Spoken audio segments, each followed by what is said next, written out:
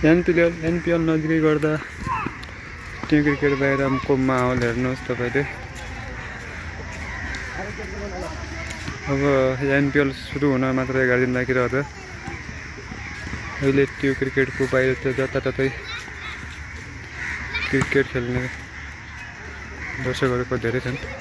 हेर्ने खेल्ने माहौल बढ्दै गइरहेको छ एनपिएल कहिले त्यो क्रिकेटतिर हेर्न सक्नुहुन्छ। पुरै यता पुरै त्यहाँ जङ्गलभित्र पनि पुरै क्रिकेट खेल्ने।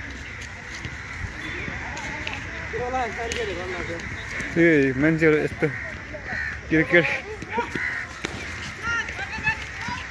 बल खोज्दैछन्।